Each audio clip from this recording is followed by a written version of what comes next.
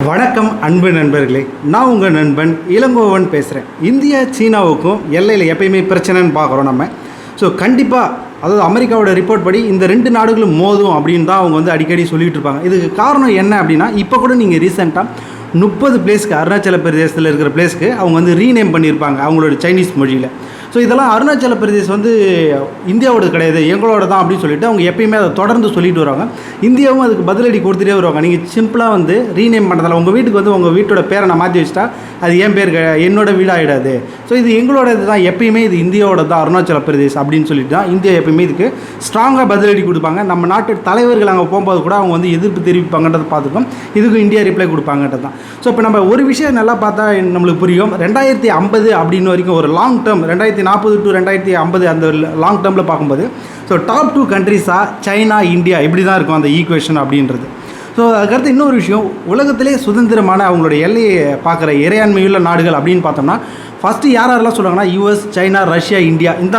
இந்த நாலு கண்ட்ரிஸ் தான் தன்னிச்சையாக முடிவெடுக்கிற கண்ட்ரிஸ்னு சொல்லுவாங்க. மற்ற எல்லாமே மற்ற யாராவது ஒரு மாஸ்டர்ஸ் இருப்பாங்க, அவங்களோட பேச்சை கேட்டுட்டு அவங்க செயல்படுறவங்க தான்.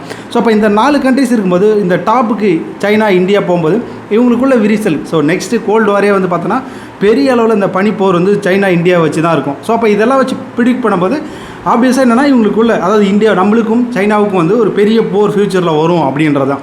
ஸோ ஒரு ஹைப்போதெட்டிக்கலாக நம்ம இன்னொரு விஷயம் யோசிக்கணும். அப்படி ஒரு போர் அப்படின்னு வரும்போது அமெரிக்கா இந்தியாவுக்கு சப்போர்ட் பண்ணுவாங்களா? ஸோ எப்போ இந்தியா இந்த சப்போர்ட்டை கேட்பாங்க? ஸோ அப்படி சப்போர்ட் பண்ணாங்கன்னா எப்படி சப்போர்ட் போடுவாங்க?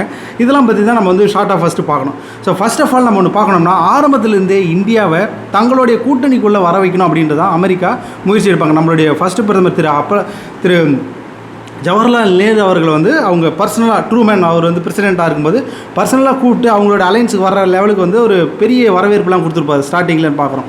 ஆனால் இந்தியா பார்த்தோம்னா எந்த கூட்டணியிலையும் சேர மாட்டேன், இல்லை நான் அலையன்ஸ் அப்படின்லாம் சொல்லுவாங்க இல்லையா. இதுக்கு காரணம் என்னென்னா, ஒரு 200 வருஷமாக நம்மளை பிரிட்டிஷ் நம்ம எது சொல்கிறது செய்கிறது எல்லாமே அவங்களோட கண்ட்ரோல் தான். நம்மளோட வெளியுறவு கொள்கையிலேருந்து டிஃபென்ஸ்லேருந்து எல்லாமே. ஸோ அப்படி ஒரு பேட்டர்னில் நம்ம இருந்ததுனால இந்த மாதிரி இதுவே தேவையில்லை நம்மளுக்கு, ஒருத்தவங்க ஒரு அலையன்ஸு இல்லை அவங்க சொல்கிறத வச்சு நம்ம செய்கிறது இந்த மாதிரி இதே தேவையில்லைன்ட்டு தான் இந்தியா நான் அலையன்ஸ் அப்படின்றத அப்போ இருந்தே அதை கடைபிடிக்கிறாங்கன்றதை பார்க்குறோம். ஸோ அப்படி இருந்தாலும் யூஎஸை பொறுத்தளவுக்கு என்னென்னா, ஒன்று நீ எங்கள் சைடு இல்லைனா எனக்கு ஆப்போசிட். ஸோ அதுதான் அவங்களுடைய கொள்கையே. ஸோ நடுவில் இல்லை நியூட்ரல் அப்படின்ற இதெல்லாம் அவங்களுக்கு கிடையவே கிடையாது. எங்கள் சைடு இருக்கியா என் ஃப்ரெண்டு, இல்லையா எனிமி, அந்த அப்ரோச்சில் தான் அவங்க கோல்டு வார் அப்போல்லாம் பார்த்தாங்க. அதன் காரணமாக தான் அவங்க பாகிஸ்தானுக்கு ஃபுல் சப்போர்ட்டாக போனது இந்த ஸ்டோரியெலாம் நம்ம கேள்விப்பட்டோம். ஸோ இப்படி இருக்கும்போது இந்தியாவுக்கும் சைனாவுக்கும் இந்த போர் இப்படி நம்ம அந்த டாபிக் வரோம் இல்லையா.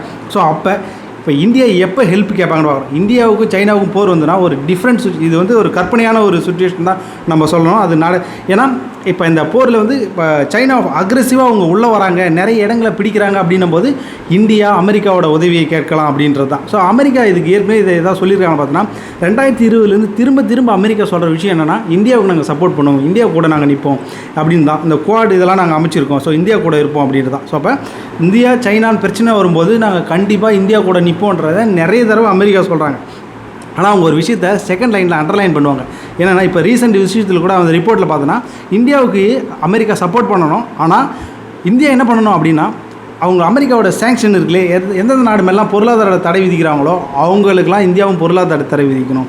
அமெரிக்கா சொல்கிற மாதிரி அவங்க நடக்கணுன்றது தான் அது சொல்ல வராங்கன்றதை பார்க்குறோம். ஸோ இப்போ இந்த சிம்பிள் அண்டர்லைனை வச்சு பார்க்குறோம். சப்போஸ் நம்ம அவங்கக்கிட்ட உதவி அப்படின்னு நம்ம போய் கேட்டால் அவங்க உதவி வருவாங்க. ஆனால் அந்த உதவி ஃப்ரீயாவோ இல்லை ஒரு நல்ல எண்ணத்துலையெல்லாம் வரமாட்டாங்க. ஏன்னா அவங்களும் டெமோக்ராட்டிக் கண்ட்ரி, மக்களாச்சு, நாமளும் மக்களாச்சு, அவங்க ஓல்டு மக்களாச்சு, நம்ம பெரிய மக்களாச்சு. ஸோ இது மட்டும் நம்மளை ரெண்டு பேரும் ஒன்று சேர்த்துறாது, நம்மளுக்குள்ள பெரிய டிஃப்ரென்ஸ் இருக்குது அப்படின்றத தான் நம்ம இந்த இடத்துல பார்க்கணும். ஸோ இப்போ இதை வச்சு ஃபஸ்ட்டு பார்க்கும்போது அவங்க எந்தெந்த மாதிரியான கண்டிஷன் சப்போஸ் நம்ம உதவி கேட்டால் கொண்டுட்டு வருவாங்க அப்படின்னு நம்ம பார்த்தோன்னா, சிம்பிளாக சொல்லணும்னா ரஷ்யாவை எதிர்க்கணும் அப்படின்றது தான் அவங்களுக்கு. ஸோ இதுக்கு நம்ம இவ்வளோ கண்டிஷன்லாம் போடுவாங்களான்னு பார்க்குற மாதிரி அந்த கண்டிஷனை பார்த்தோன்னா நம்மளுக்கே ஆச்சரியமாக இருக்கும், இந்த அளவுலாம் போடுவாங்களா அப்படின்னு சொல்லிட்டு. ஸோ அவங்களுடைய வெப்பன்ஸை இந்தியாவுக்கு நிறைய வாங்கணும் அப்படின்ற லெவலுக்கு வருவாங்க. இந்தியாவில் அவங்களுடைய மிலிட்ரி பேஸை கொண்டு வருவாங்க. நிறைய இடத்துல இந்தியாவில் மிலிட்ரி பேஸ் வேணும், அதுக்கான அக்ரிமெண்ட்ஸ் வேணும் அப்படின்ற அளவுக்கு வருவாங்க. அதுக்கு அடுத்தது நெக்ஸ்ட்டு பார்த்தோன்னா, எல்லா வெப்பன்ஸையும் அவங்க கண்ட்ரோலில், இந்தியாவில் இருக்கிற வெப்பன்ஸை அவங்களே கண்ட்ரோலில் எடுக்கிற மாதிரி வரும். இது மட்டும் இல்லை, யார் எதிரி, யார் கூட என்ன பேசணும், அதாவது இந்தியாவோட ஃபாரின் கொள்கையே வந்து அவங்க சொல்கிறபடி தான் இருக்கணுன்ற மாதிரி வைப்பாங்க. ஸோ அப்போ இதெல்லாம் அவங்க சொல்கிறபடி ஒவ்வொன்றா நம்ம கேட்டால் தான் இவங்க சோக்கால்டு சொல்லுவாங்களா அமெரிக்காவோட அம்பர்லா அது கீழே இந்தியாவை வந்து கொண்டு வருவாங்கன்ற பார்க்குறோம். ஸோ அது மட்டும் இல்லாமல் அவங்களோட இந்த எல்லாத்துலேயும் எஜுகேஷன் சிஸ்டத்துலேருந்து எல்லாத்துலேயுமே அந்த பொலிட்டிக்கல்லேருந்து புது பொலிட்டிக்கல் பார்ட்டியாக இல்லை பொலிட்டிக்கல் பார்ட்டிக்கு சப்போர்ட்டாக எல்லாத்துலேயுமே அவங்களுடைய இன்ஃப்ளூயன்ஸ் இருக்கும் அப்படின்றது தான். ஸோ இப்போ இந்தியாவுக்கு மட்டும் அமெரிக்கா ஹெல்ப் பண்ணுறாங்க அப்படின்னா டோட்டலாக அவங்களோட கண்ட்ரோலில் இந்தியா வந்துடும். இந்தியாவுக்கு அந்த இறையாண்மைன்ற ஒன்று நம்ம அதை பற்றி பேச முடியாது அப்படின்றது தான். ஸோ ஏன் அந்த அளவுக்கு இப்படிலாம் வந்து நடக்குமா, நம்ம கற்பனை யோசிச்சா கூட அதெல்லாம் நடக்கிறதுக்கு சான்ஸ் இருக்குன்னா, உதாரணத்துக்கு நம்ம வந்து பார்த்தோம்னா 2 கண்ட்ரிஸை நம்ம பார்க்கணும். ஒன்று யூகே. ஸோ யூகேவை பொறுத்த அளவுக்கு அவங்க பிரிட்டிஷ் இந்தியாவில் ஒவ்வொரு பகுதியாக அவங்க எப்படி பிடிச்சாங்க, நான் உங்களுக்கு வந்து சப்போர்ட் பண்ணுறேன், எனக்கு நீ டேக்ஸ் கட்டு, ஃபுல்லாக நான் உனக்கு சப்போர்ட் பண்ணுறேன் அப்படின்னு சொல்லிட்டு தான் ஒவ்வொரு கண்ட்ரிக்கும் நான் வந்து செக்யூரிட்டி கொடுக்குறேன்னு சொல்லிட்டு தான் ஒவ்வொன்றா அவங்க கேப்சர் பண்ணியிருப்பாங்கன்றதை நம்ம பார்க்குறோம். அதனால் அதுக்கு அடுத்தது கடைசியாக பார்த்தோம்னா நம்ம அமெரிக்காவே எடுத்துக்கிறோன்னு வச்சுங்களேன். அப்போ ஜப்பானுக்கு வந்து அவங்க வந்து ஒரு மிலிட்ரி அம்பர்லா கொடுத்துருப்பாங்க. ஜப்பானுக்கு வந்து அமெரிக்கா தான் ப்ரொடெக்ஷன் அப்படின்றது. ஸோ அங்கே பார்க்கும்போது பார்த்தோன்னா நீங்கள் வேர்ல்டுலே மிலிட்ரி பேஸ் அதிகமாக வச்சுக்கிற நாடுன்னு பார்த்தோன்னா 700-800க்கு மேலே அதிகமாக அமெரிக்கா வச்சுருப்பாங்க. அதில் ஃபஸ்ட்டு அதிகமாக எங்கே வச்சுருக்காங்கன்னு பார்த்தோன்னா ஜப்பானில் வச்சுருப்பாங்கன்றதை பார்க்குறோம். ஸோ அவங்களுக்கு ப்ரொடெக்ஷன் கொடுக்குறன்ற பேரில் எல்லா இடத்துலையுமே அவங்களுடைய மிலிட்ரி பேஸ் அமெரிக்காவுக்கு இருக்கும். இன்க்ளூடிங் அவங்களோட ஒப்பந்தமே என்னென்னா அவங்களோட நியூக்ளியர் வெப்பன், அமெரிக்காவோட நியூக்ளியர் வெப்பன் ஜப்பானில் இருக்கும் அப்படின்றது தான். ஸோ ஒரு உதவின்னு வரும்போது அவங்களுடைய நியூக்ளியர் வெப்பன் தான் வருவாங்க. ஸோ அப்போ இது இன்டெரக்டாக எப்படி சொல்லணும்னா, நம்ம இந்தியாவும் அவங்கக்கிட்ட போய் ஹெல்ப் கேட்டோன்னா நம்மளுடைய நியூக்ளியர் வெப்பன் எல்லாத்தையும் டெஸ்ட்ராய் பண்ணிவிட்டு அமெரிக்காவோட நியூக்ளியர் வெப்பன் எல்லாத்தையும் இங்கே எடுத்தாந்து வச்சுக்கணும். ஸோ அதுதான் அந்த மாதிரி தான் அவங்க ஜப்பான்லேயே அவங்க வந்து வச்சுருக்காங்கன்றதை நம்ம பார்க்குறோம். அதோடு மட்டும் இல்லாமல் ஸ்டார்டிங்கில் நீங்கள் பார்த்தீங்கன்னா ஜப்பானுக்கும் அமெரிக்காவுக்கும் இல்லை அந்த ஒப்பந்தமே என்னென்னா, அங்கே ஃபோர்ஸ் இல்லை இறையாண்மையை வச்சு ஒரு போர்னு ஒன்றே தொடுக்கக்கூடாது. அதாவது போர் தொடுக்கிற உரிமையை ஜப்பானுக்கு கேன்சல் பண்ணுறாங்கன்றதை பார்க்குறோம். ஸோ எல்லாத்தையும் டிசைடிங் ஃபேக்டர் அங்கே யாருன்னு பார்த்தோன்னா அமெரிக்கா தான். ஸோ அப்போ எந்த அளவுக்கு அந்த கொண்டு வர போகிறாங்க, இவங்க தான் அந்த டைமில் குண்டே அந்த இடத்துல போட்டாங்க. பார்த்தா போர் தொடுக்கக்கூடாது, யார் இவங்க தான் தொடுக்கக்கூடாதுன்னு சொல்லியிருக்கணும் மற்ற நாடுகள்லாம் சேர்ந்து. பட் ஆனால் ஜப்பான் இனிமேல் போரே தொடுக்கக்கூடாது அப்படின்னு சொல்லிட்டு அந்த இடத்துல வந்து கொண்டு வராங்க. ஸோ இப்போ அந்த அளவுக்கு வந்து இவங்க வந்து ஃபுல் கண்ட்ரோலை அவங்க கிட்டே எடுத்துப்பாங்க. அதுக்கு அடுத்தது பார்த்தோம்னா நீங்கள் சவுத் கொரியாவை பார்த்தீங்கன்னா அவங்களுக்கு அதே தான். ஸோ இப்போ இந்த நாடுகள்னால இப்போ நீங்கள் ரீசெண்டாக நம்ம பார்த்தோம்னா ஒரு விஷயம் நல்லா தெரியும். இந்த நாடுகளால் சவுத் கொரியாவாக இருக்கட்டும், ஜப்பானாக இருக்கட்டும், கனடா, இந்த மாதிரி நாடுகள்லாம் எடுத்துக்கிட்டால் இவங்களால் தன்னிச்சையாக எந்த ஒரு டிசிஷனையும் எடுக்கவே முடியாது. ஸோ இவங்க இந்த யூஎஸ் சொல்கிறத மட்டும்தான் செய்ய முடியும். அதேமாரி யூஎஸ் எது சொன்னாலும் இந்த ஜப்பான், சவுத் கொரியா, ஆஸ்திரேலியா இந்த நாடுகள்லாம் ஃபுல் சப்போர்ட்டாக அதே டோனில் இவங்களும் பேசுவாங்க. அப்போ இவங்களுக்கு ஒரு ஃபாரின் கொள்கையும் இருக்காது, மிலிட்ரியும் எல்லாமே வந்து இவங்க சொல்கிறதா இருக்கும். அதே மாதிரி இவங்களால் ஓனாக எந்த ஒரு மிலிட்ரி ஒரு ப்ரிப்பேர் எதுவுமே பண்ண முடியாது. அமெரிக்காவோட துணை இல்லாமல் இவங்களால எதுவுமே பண்ண முடியாது. ஸோ இப்போ உதாரணத்துக்கு பார்த்தோன்னா ஒரு 20 வருஷமாக இவங்க ஆப்கானிஸ்தானில் ட்ரைனிங் கொடுத்துருந்தாலும் கூட அவங்களால வித்ஸ்டாண்ட் பண்ண முடியல தாலிபானுக்கு அகைன்ஸ்டான்றதை பார்க்கணும். ஸோ அந்த அளவுக்கு தான் இவங்களோட ட்ரைனிங் இருக்கும். ஸோ இன்ஃபேக்ட் ஜப்பான்லேயே பார்த்தோன்னா இவங்க ஒரு கொஞ்ச நாளுக்கு அப்புறம் நீங்களே, அதாவது ஜப்பானுக்கு அடுத்தது கொரியாவில் பிரச்சனை வரும்போது ஜப்பானில் என்ன சொல்கிறாங்க, நீங்களே வந்து உங்களை பாதுகாத்துங்க, அதுக்கான ஃபோர்ஸை உருவாக்குங்கன்னு சொல்லும்போது அந்த ஜப்பான் மக்களுக்கு அதுலேருந்து ஒரு அமைதி, சண்டைவானா ட்ரைனிங் எதுவுமே இல்லாமல் அந்த மாதிரி சுச்சுவேஷனில் இருக்கிறாங்க. திடீர்னு நீங்கள் சண்டை போடுங்க, உங்களுக்கு நீங்களே பாதுகாத்துக்கணும் அப்படின்னு சொல்லும்போது அவங்களால வந்து எக்யூப் ஆக முடியல அப்படின்ற சொன்னோம். ஸோ அந்த மாதிரியான ஒரு சுச்சுவேஷனுக்கு அவங்க போயிடுறாங்க. அப்புறம் கொஞ்சம் கொஞ்சமாக தான் அவங்களை வந்து ஒரு இன்டர்னல் போலீஸ் அப்படின்ற ரேஞ்சுக்கெலாம் அவங்க போலீஸ் தான் கொடுப்பாங்க. அவங்க மிலிட்ரி அதெல்லாம் வந்து அமெரிக்கா கண்ட்ரோல் தான். ஸோ இப்போ அதே மாதிரி இப்போ எந்த ஒரு நாடு வந்து அமெரிக்காவோட பேஸ் இல்லை அமெரிக்காவோடைய அம்பர்லா வேணும், ப்ரொடெக்ஷன் வேணும், செக்யூரிட்டி அப்படின்னு போய் கேட்டால் அவங்களுக்கும் இதே நிலைமை தான். ஸோ எல்லாமே வந்து அவங்களுடைய ஃபுல் கண்ட்ரோலில் வந்துடும். அந்த இறையாண்மைன்ற ஒன்று போயிடும். ஸோ அந்த கற்பனையான ஒரு சுச்சுவேஷனில் நம்ம சொன்னோம், இந்தியா சப்போஸ் அமெரிக்காவோட உதவியை போய் கேட்டாங்க அப்படின்னா அவங்க எல்லாமே மிலிட்ரி வெஹிக்கிள் வெப்பன்லேருந்து மிலிட்ரி பேசஸ் எல்லா இடத்துலையும் இருந்து, ஏன்னா இங்கேருந்து அவங்க ஆப்ரேட் பண்ணுவாங்க. ஜப்பான்லேருந்து அவங்க நிறைய பிளேஸ்க்கு அவங்க ஆப்ரேட் பண்ணியிருக்காங்க. அதே மாதிரி இங்கேருந்து ஆப்ரேட் பண்ணுறதுக்கு இப்போ சைனாவை வந்து அச்சுறுத்துறதுக்கு இவங்க பயன்படுத்துகிற மாதிரி இந்த அளவுக்கு இங்கே வந்துடுவாங்க அப்படின்றது தான் நம்ம பார்க்குறோம்.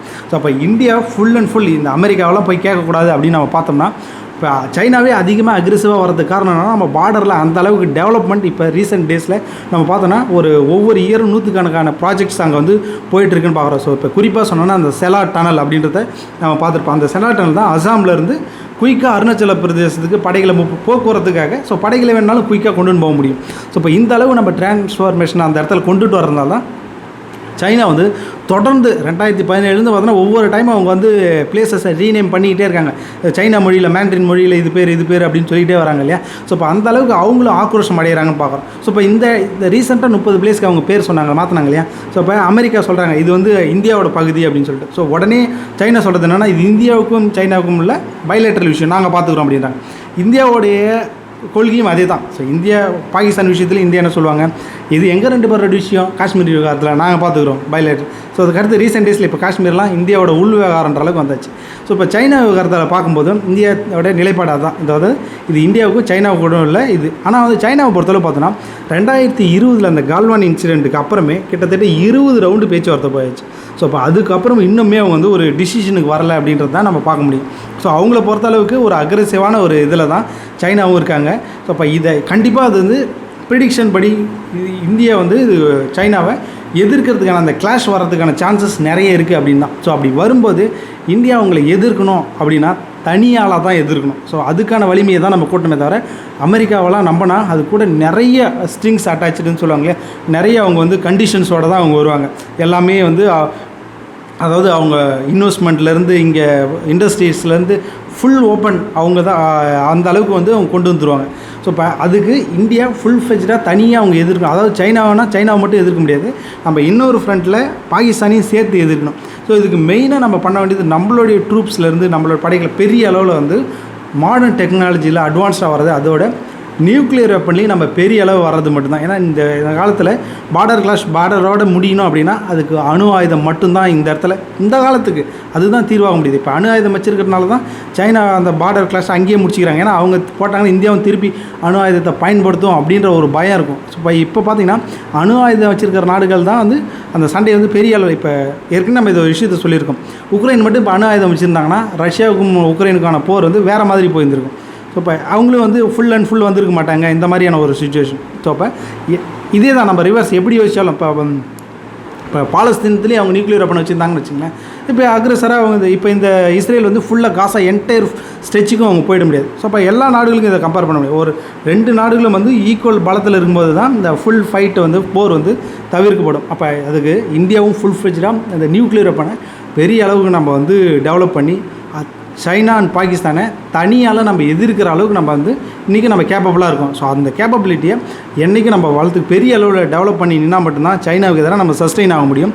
அமெரிக்கா இல்லை அவங்க வருவாங்க இவங்க வருவாங்க அப்படின்னு நம்ம பார்த்தோன்னா அது எல்லாமே ஏதாவது ஒரு கண்டிஷனோட ஏதாவது ஒரு அவங்களுக்கு என்ன இதில் லாபன்றதோடு தான் அவங்க வருவாங்க. ஏன்னா அவங்களுடைய வெப்பன் இண்டஸ்ட்ரி இதெல்லாம் வந்து பூஸ்ட் ஆகிறதுக்கு அதை நோக்கி தான் அவங்களுடைய கவனம் எல்லாமே இருக்குமே தவிர இந்தியாவோட இறையாண்மை சாவரனிட்டியை பற்றி அந்த நாட்டுக்கும் எந்த கவலையுமே இருக்காது.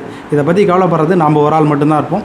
ஸோ அதனால் இதுக்கு இந்தியா மட்டுமே தன்னிச்சையாக நம்மளுடைய கேப்பபிலிட்டியை இம்ப்ரூவ் பண்ணி அதை கண்டினியூஸாக இன்க்ரீஸ் பண்ணிவிட்டு தன்னிச்சையாக இந்த 2 கண்ட்ரி சைனா அண்ட் பாகிஸ்தானை எதிர்க்கிறது மட்டும்தான் இதுக்கு தீர்வாக முடியுமே தவிர யாரையும் நம்ப முடியாதுன்றதை நம்ம பார்க்கணும். சரிங்க, இன்றைக்கி சொன்ன விஷயத்தில் உங்களுக்குமே வந்து நிறைய விஷயம் இருக்கும், கமெண்ட்ஸில் ஆட் பண்ணுங்கள். வேறு ஒரு தகவலோடு நான் உங்களை வந்து சந்திக்கிறேன். நன்றி.